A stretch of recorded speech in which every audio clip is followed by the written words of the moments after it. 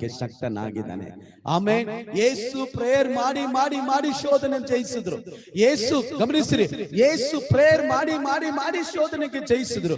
ಇವತ್ತು ನಾವು ಕೂಡ ಪ್ರಾರ್ಥನೆ ಮಾಡಿದ್ರೆ ನಮ್ಮ ಮುಂದೆ ಇರುವ ಎಲ್ಲಾ ಶೋಧನೆಗಳನ್ನ ಜಯಿಸಲು ದೇವರ ಶಕ್ತಿಯನ್ನ ಕೊಡ್ಲಿಕ್ಕೆ ಶಕ್ತನಾಗಿದ್ದಾನೆ. Hallelujah, hallelujah, amen.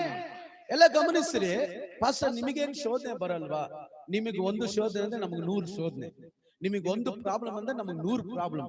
ನಿಮ್ಗೆ ಒಂದು ಸವಾಲ್ ಅಂದ್ರೆ ನನಗೆ 100 ಸವಾಲು. ನಿಜವಾಗ್ಲೂ ಹೇಳ್ತಾ ಇರೋದು. ಅದಕ್ಕೆ ನನ್ನ ಜೊತೆ ಒಂದ್ ದಿನ ಇರ್ರಿ ಅಥವಾ ಒಂದು ವಾರ ಇದ್ರೆ ಗೊತ್ತಾಗುತ್ತೆ. ಹಲ್ಲೆಲೂಯಾ. ಇದನ್ನೆಲ್ಲ ಹೇಗೆ ಜಯಿಸ್ತೀವಿ? ಹೇಗೆ ಇದನ್ನ ಸಾಲ್ವ್ ಮಾಡ್ತಾ ಇದೀವಿ? ಇದನ್ನ ಎದುರಿಸಲು ಹೇಗೆ? ದೇವರ ಪಾದವನ್ನು ಹಿಡಿತೀನಿ.